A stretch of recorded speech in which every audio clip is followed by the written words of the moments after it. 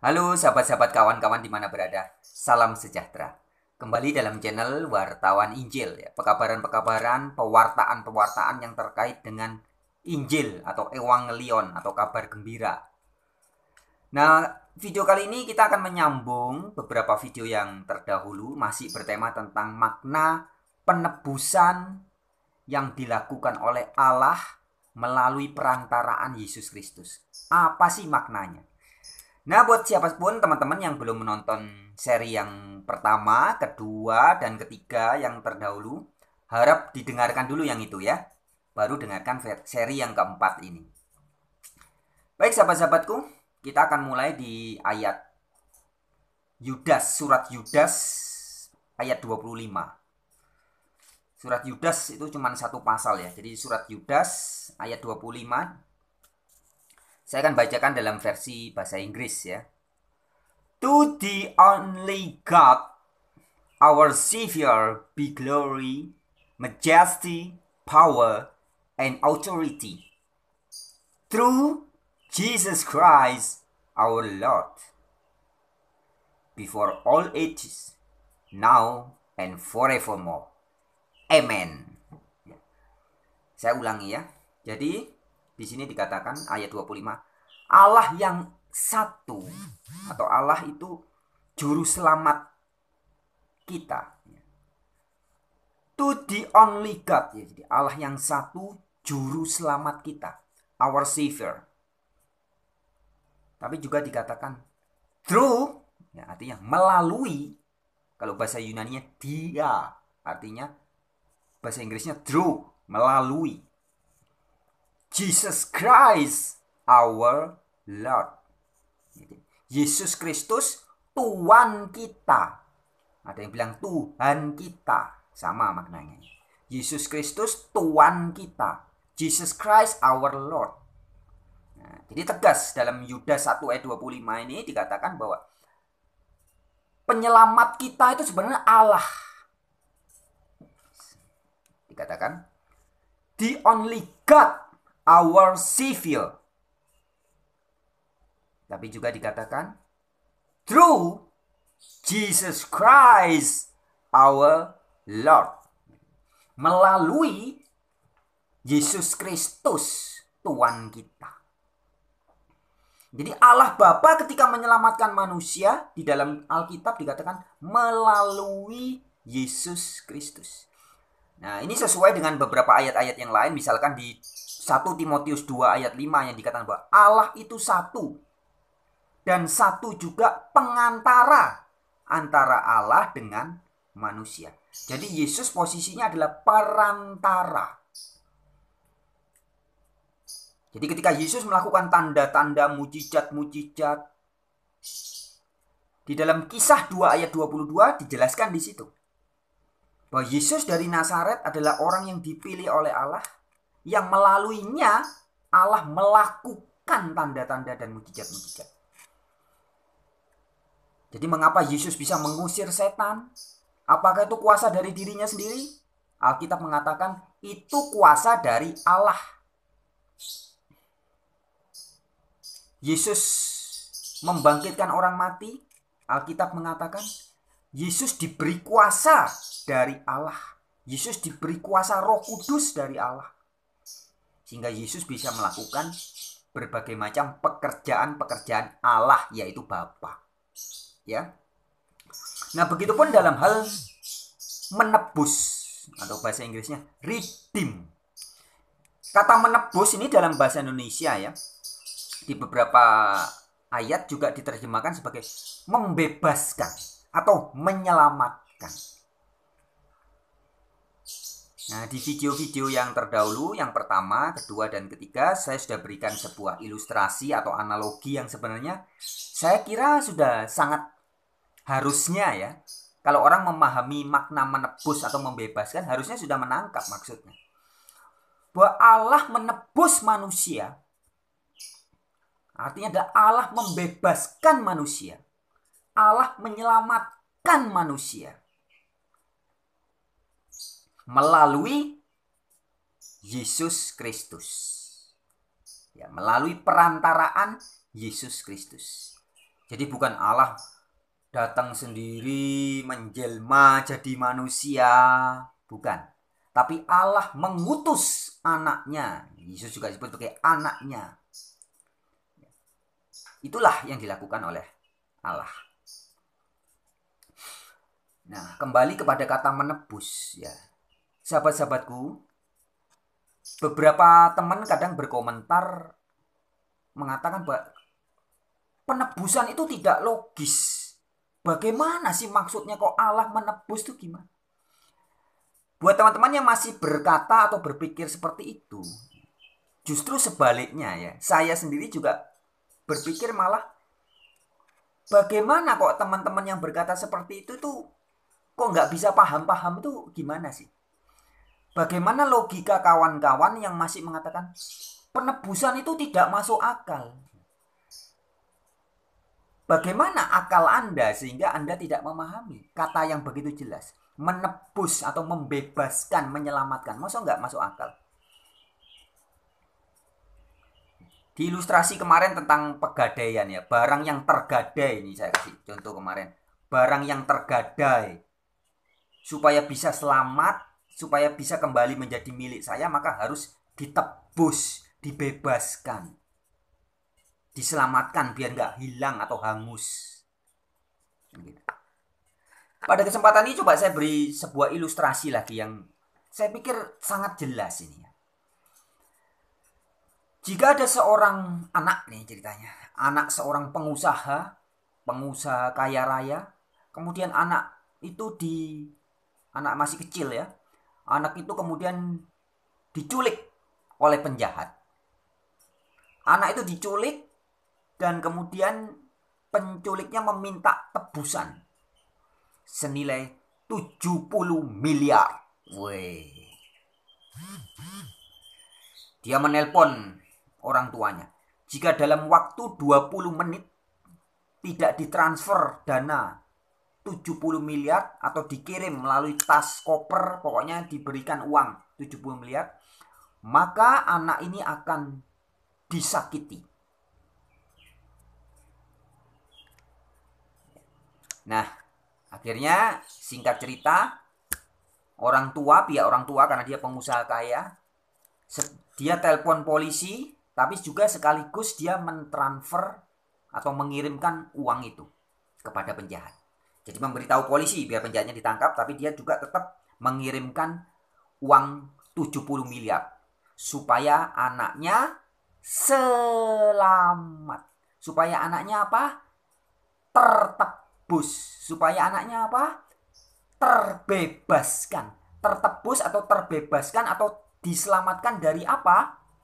Dari cengkraman penjahat.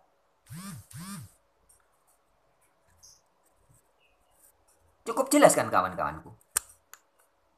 Anak itu harus ditebus, harus dibebaskan, dimerdekakan.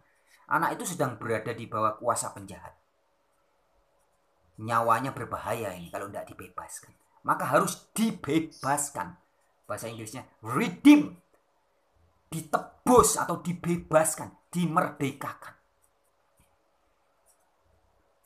Nah, setelah dibayar harganya, dibayar permintaannya, maka anak itu menjadi merdeka. Loh kok bisa merdeka? Karena sudah dimerdekakan. Kok jadi bebas? Karena sudah dibebaskan. Nah, itu sebuah ilustrasi sahabat-sahabatku. Cukup jelas bukan? Nah, begitupun yang terjadi dengan pembebasan manusia dari kuasa dosa. Manusia yang berada di bawah kuasa iblis, di bawah kuasa dosa, itu harus dibebaskan, harus dimerdekakan, harus ditebus. Nah, kedatangan Yesus yang adalah hamba Allah, adalah utusan Allah itu, untuk menyelamatkan, untuk menebus, merebut manusia dari kuasa iblis, diambil alih supaya menjadi milik Allah kembali. Ditebus. Nah, saya kira ilustrasi atau analogi anak yang disandra penjahat ini kan cukup jelas, kawan-kawan. Kita ini orang-orang berdosa yang hidup di bawah kuasa dosa. Ini adalah orang-orang yang sedang disandra oleh setan. Disandra oleh iblis, oleh kuasa iblis. Buktinya apa? Bukti orang yang masih berada di bawah kuasa iblis. Bangun tidur setiap hari pikirannya apa? Cari uang, mengejar hal-hal duniawi, ya. Pergaulannya juga duniawi. Itu bukti bahwa orang sedang berada di bawah kuasa dunia. Dan penguasa dunia ini adalah setan. Jadi jika saya misalkan, setiap hari pikiran saya adalah saya ingin kaya, saya mengejar cita-cita, mengejar harga diri, nama baik, popularitas. Maka itu artinya saya sedang berada di bawah kuasa setan.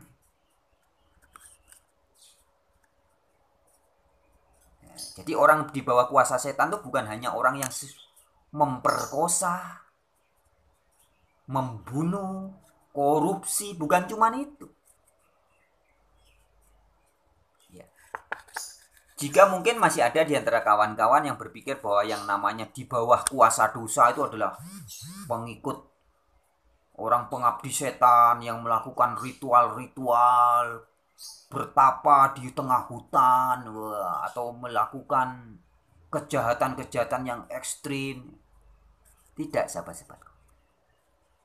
Maka kedatangan Isa Al-Masih atau Yesus Kristus menginsyafkan, memberitahu kita bahwa kita ini sebenarnya sedang berada di bawah kuasa dosa. Jika kita melakukan hal-hal, misalkan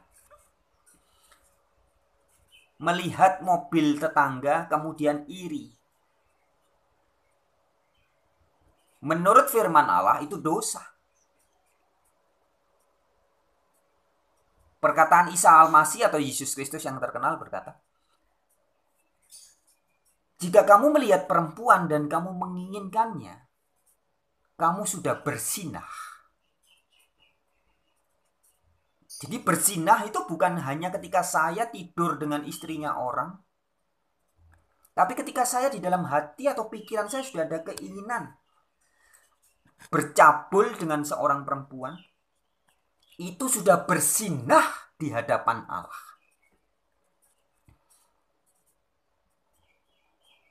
Nah, jadi banyak hal ya teman-temanku, yang hal-hal yang kita anggap biasa-biasa tidak dosa, ternyata ketika dihadapkan firman Allah, diuji oleh ayat-ayat kitab suci, ternyata kita melakukan banyak dosa yang tidak kita duga.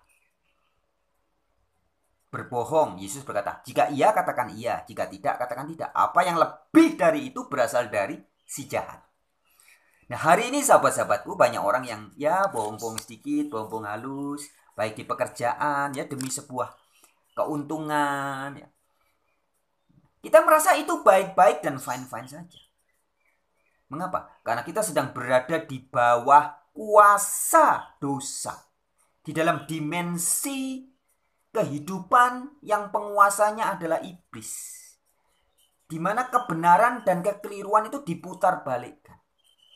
Kesalahan dianggap, itu kebenaran. Itu normal.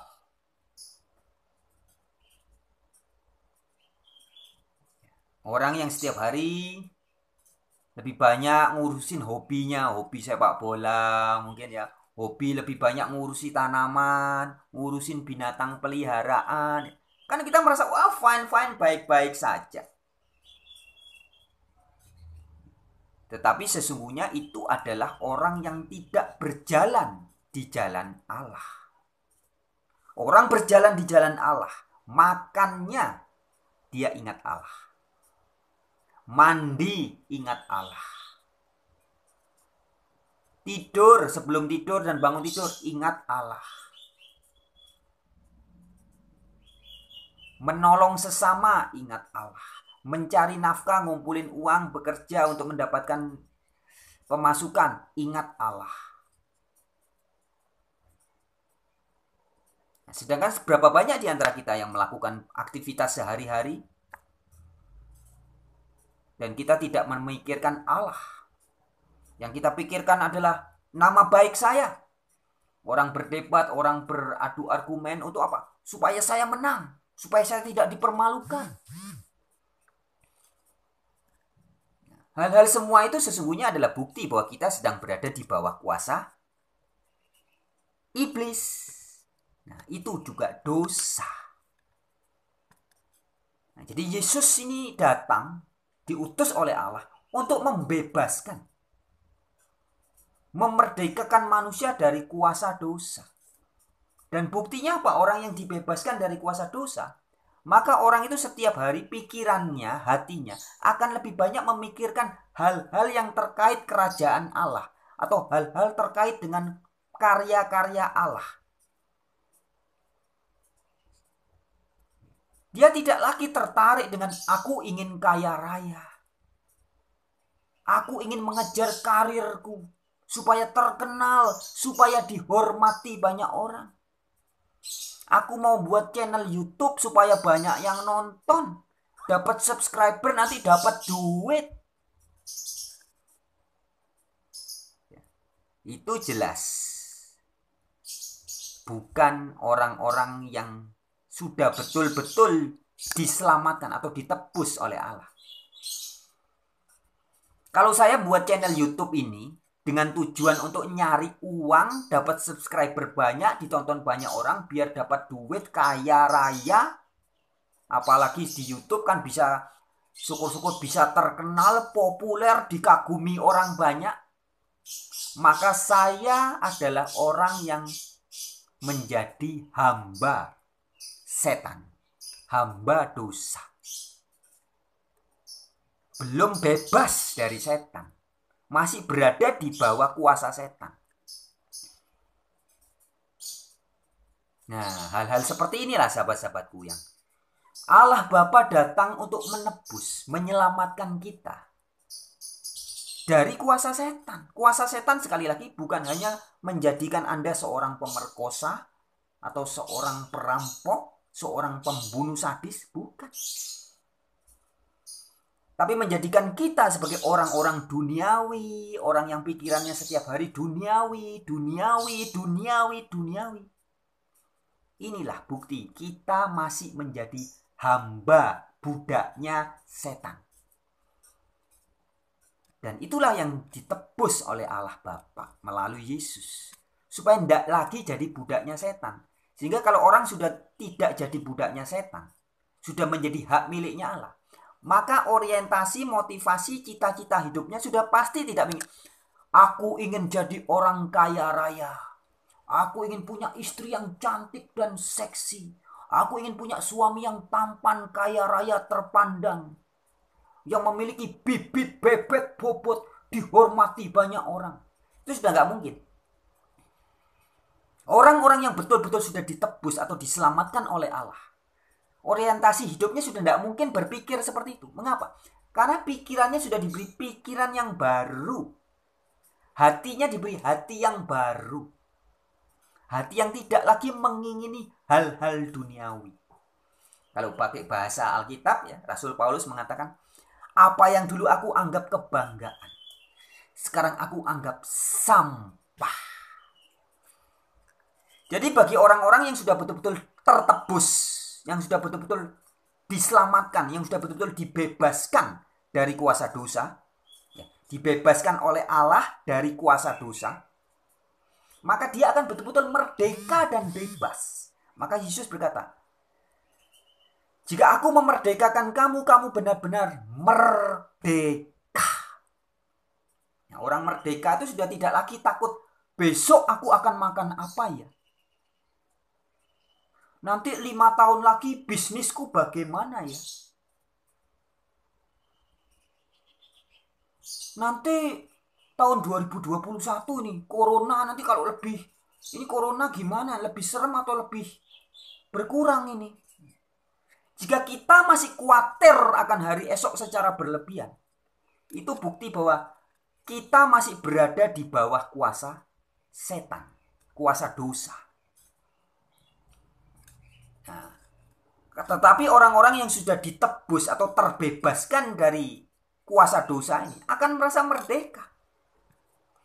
Tidak lagi ingin kaya raya, ya karena sudah tidak melekat dengan kekayaan. Kekayaan ngelihat cincin berlian yang dianggap hebat oleh orang-orang itu. Bagi orang-orang yang betul-betul sudah ditebus oleh Allah, akan menyadari bahwa itu hanya cuma hiasan gombal amoh, sampah. Mengapa sampah? Karena hal-hal itu hanya mengikat hati kita ke situ. Mobil mewah, rumah mewah, uang triliunan, itu tidak menarik lagi bagi orang-orang yang sudah ditebus oleh Allah Bapa.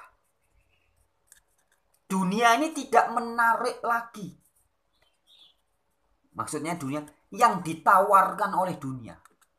Kekayaan, apa aja biasanya kan? Harta, tahta, wanita. Hal-hal yang ditawarkan oleh dunia ini tidak lagi menarik. Itulah tanda orang yang sudah bebas. Jadi kalau saya masih tertarik dengan pengen kaya raya, pengen populer, pengen dihormati banyak orang, itu sudah pasti saya sedang terjajah atau sedang berada di bawah penyanderaan dunia atau penyanderaan oleh iblis. Nah, bagaimana supaya terbebaskan? Ya harus dibebaskan. Dan hanya Allah lah yang bisa membebaskan. Dan Allah membebaskan manusia dalam Alkitab dikisahkan melalui Yesus Kristus. Nah, orang-orang yang terbebas ini akan kelihatan, sahabat-sahabatku, dari buahnya. Ini gak bisa dibohongi. Orang-orang yang sudah terbebaskan, yang betul-betul sudah ditebus, dikatakan di Alkitab, ia akan memiliki buah roh. Damai sejahtera, sukacita, bisa gampang mengampuni orang, hidupnya tidak khawatir. Loh kok bisa? Iya, karena sudah diselamatkan. Orang yang betul-betul sudah diselamatkan oleh Allah. Allahnya itu siapa? Allah Yahweh, pemilik jagat raya ini.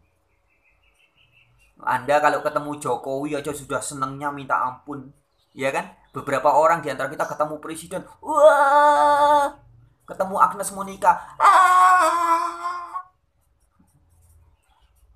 itu ketemu manusia. Apalagi orang yang sudah betul-betul ditolong, diselamatkan, ditebus, dibebaskan oleh Sang Maha Pemilik Jagat Raya. Orang kenal sama misalkan siapa? Sandiaga Uno kalau di Indonesia, atau Prabowo aja orang kadang sudah bangga.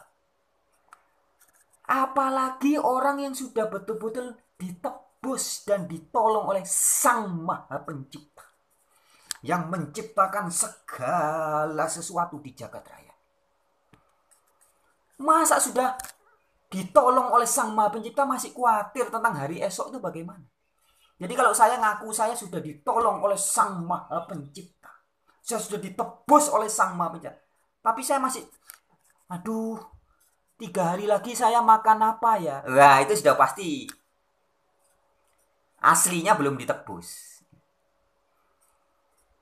Waduh, nanti masa depan anak cucu saya bagaimana ya? Itu sudah pasti belum ditebus oleh Sang Pemilik Jagat Raya. Jadi sahabat-sahabatku, menebus adalah mengambil alih hak kekuasaan atau membebaskan. Jadi kekuasaan yang menguasai diri saya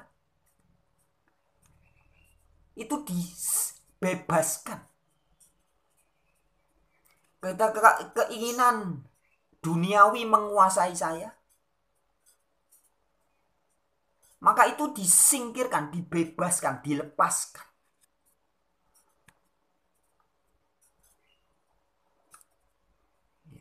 Itulah makna penebusan, makna pembebasan. Sebabnya Yesus berkata, ketika aku memerdekakan kamu, kamu benar-benar merdeka. Jadi kalau ada orang yang ngaku sudah ditebus oleh Allah melalui Yesus, atau sudah ditebus oleh Yesus Kristus, tapi kemudian kehidupan sehari-harinya masih sering khawatir, masih kadang dikuasai roh ketakutan, kemudian masih banyak keinginan, masih kepingin kaya, kepingin operasi plastik lah, kepingin ini, kepingin itu. Itu berarti belum ditebus, masih terikat, masih dipenjara dengan keinginan daging. Kalau di perjanjian lama, Nabi Musa menebus bangsa Israel, yang menebus Allah ya melalui Nabi Musa, menyelamatkan bangsa Israel, membebaskan bangsa Israel dari Mesir, dari Fir'aun, diselamatkan. Nah, di kitab perjanjian baru dikatakan Yesus Kristus membebaskan manusia dari perbudakannya terhadap dosa. Jadi bangsa Israel dulu dibebaskan dari perbudakan dari Fir'aun. Jadi budaknya Fir'aun, ayo diselamatkan akhirnya. Tidak lagi jadi budaknya Fir'aun. Nah, begitupun kedatangan Yesus adalah membebaskan manusia supaya tidak lagi jadi budaknya dosa, tidak lagi jadi budaknya dunia. Dari kecil kita diajari oleh dunia ini, kamu nanti harus sekolah pinter, kalau sudah besar harus kaya raya, supaya bahagia kamu harus kaya raya, harus punya bibit bebet bobot. Di dunia ini supaya bahagia harus memiliki ini, memiliki itu, harus punya ini, punya. Inilah tipuan iblis. Dan hari ini begitu banyak manusia yang hidupnya setiap hari mengejar hal-hal duniawi. Mengapa? Karena sedang terikat oleh dunia.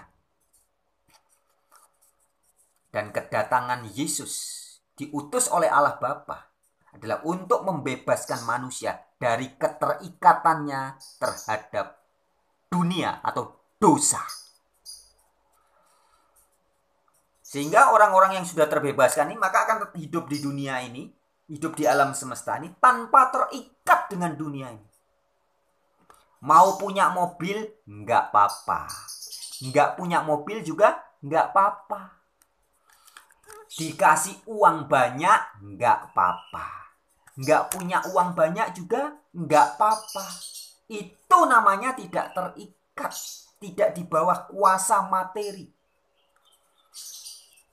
Tiba-tiba jadi orang terkenal, nggak apa-apa.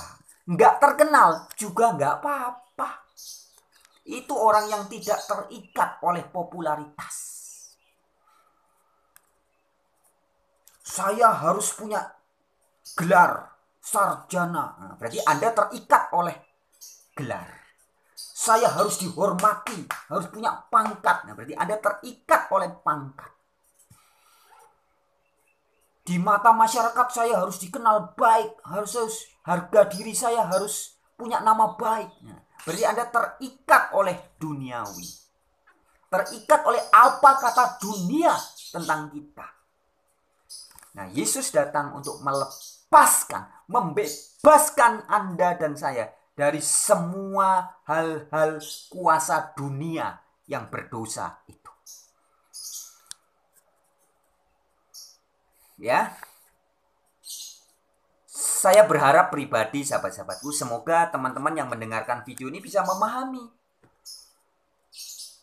inti penebusan yang dilakukan Allah Bapa melalui Yesus Kristus itu adalah membebaskan manusia dari kekuasaan dosa,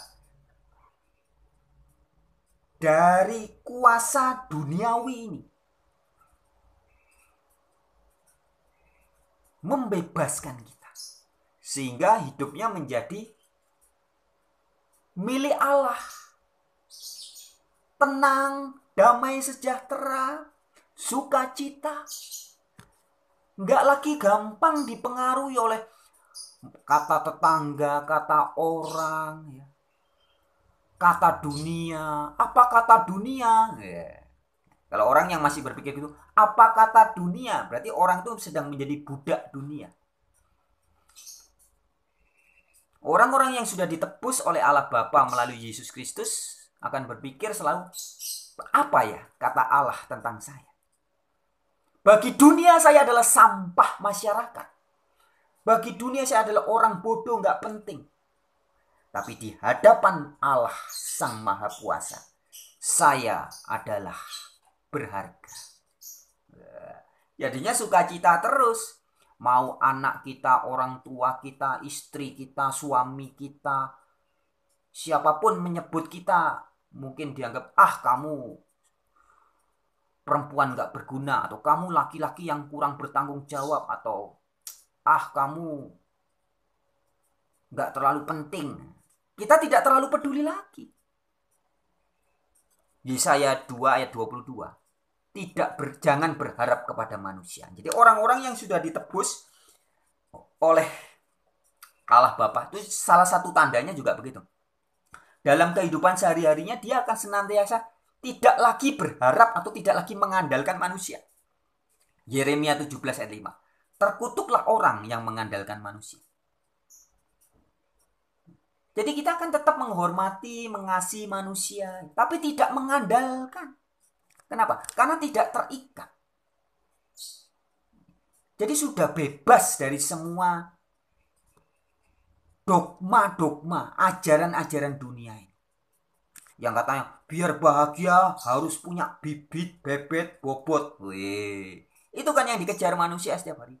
Harus punya bibit, bebet, bobot. Nah, orang yang sudah dimerdekakan oleh Allah, yang sudah dibebaskan dari kuasa dunia, nggak lagi ngurusi. Mau kamu bilang bibitku jelek, bobotku nggak berarti, apalagi bebetku nggak ada gunanya. Sudah tidak lagi peduli dengan semua itu.